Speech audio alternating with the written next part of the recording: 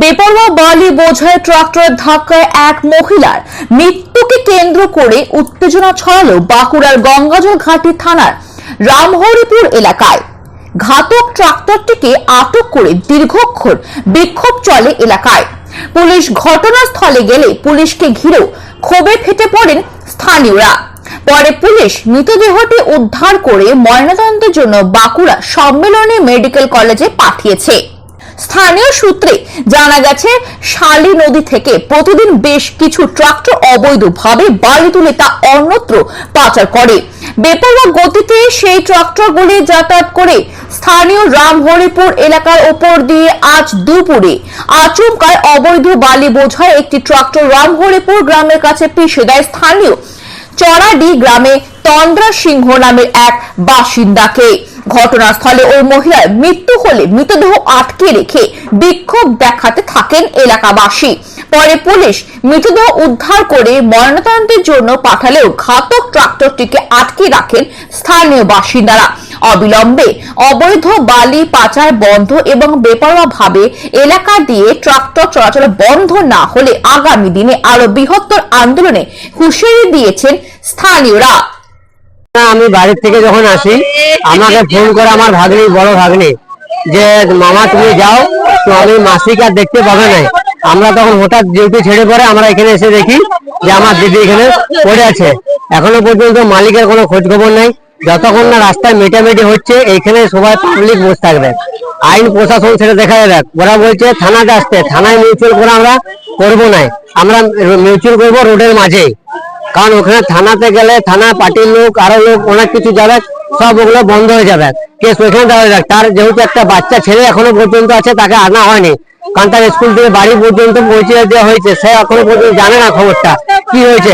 আজ তো সে মা হারা হয়ে গেল, আজ তার মা নাই। আজ যদি তার স্বাভাবিক অন্য কোনো একটা মানে কারণ অন্য কোনো পরিবারে হয়, সে কি অবস্থা হবে? স্যার স্কুলে তাকে নিতে এসছে, সে এক সাইডে যাচ্ছে, সে এক সাইডে যাচ্ছে। আসল মেন ব্যাপার, কোন রোডে এখনো ট্রাফিক একটাও নাই, সিভিক পুলিশের কোনো একটা ডিউটি নাই। ঠিক আছে, প্রথম কোথায় বালি বন্ধ থাকতেও বালি রাস্তায় ড্রিঙ্ক করে চালানো হচ্ছে গাড়িকে। এগুলো কি হচ্ছে? হ্যাঁ, বালিগাড়ি, এই তো বালিগাড়ি, এই তো বালিগাড়ি। মদ এখন চলছে, মদ যেটা আমরা বাংলা ভাষায় বলি, অনেকে ড্রিঙ্ক বলে, অনেকে মদ বলে, যেগুলো এইভাবে রাস্তায় চলছে। গাড়ির কাগজপত্র নাই, একটা মোটরসাইকেলকে ধরছে কাগজপত্র, তার এমার্জেন্সি, তখন পুলিশ প্রশাসন সব চেক করতে যাচ্ছে। একটা বালি যে 2 নম্বরে চলছে সেটার কোনো ইয়া নাই। মালিক, আমরা তো সবাই কিছু বলতে চাই না, আমরা মালিককে আমরা সরাসরি মুখে দেখতে চাই, ব্যাস আমাদের এই বক্তব্য। হ্যাঁ, মালিক আসুন, দেখি কি বলে যাচ্ছে। মালিককে আমরা ইয়ে করবো, ওই বাচ্চা ছেলের আমরা মারামারি করবো না, আমরা কোনো কিছু করবো না, আসুক। আমার নাম কার্তিক সিংহ, বাড়ি কাপিসটা, এটা আমার দিদি, ছোট দিদি। ঘটেছে এই সমস্ত গাড়িগুলো বালি নিয়ে প্রায়ই অবৈধভাবে যায়। এখানে সামনে স্কুল আছে, মিশন গেট, তার মধ্যে ছোট ছোট স্কুল, বাচ্চারা স্কুলে যায়, মানে দুরন্ত গতিতে যায়। যদি হাত দিয়ে স্লো করতে বলা হয় তাও গাড়ি স্লো করে না। এই গাড়িটি প্রায়ই যায়, সারাদিনে 3 থেকে 4 বার যায় এই গাড়িটি। এইভাবে গাড়িটার বর্তমানে আমরা অনলাইনে যেটুকু দেখতে পেলাম, ইন্স্যুরেন্স এবং পলিউশন দুটোই ফেল হয়ে আছে। পুলিশ প্রশাসন এসছে এখন বডি তুলে নিয়ে যেতে। আমাদের সাধারণ পাবলিক বলছে আমরা এই যা মীমাংসা হবে এখানে হবে, গাড়ি মালিককে এখানে আসতে হবে। ড্রাইভার বা অন্যান্য স্টাফ যারা ছিল তারা এখান থেকে চলে গেছে, তাদেরকে পাওয়া যায়নি এখনো পর্যন্ত, এটাই ইয়ে হয়ে আছে। আর আমাদের দাবি এখানে গাড়ি মালিককে আসতে হবে, যা কিছু মীমাংসা এখানে। আর না, থাকে না, সিভিক পুলিশ সবসময় থাকে না।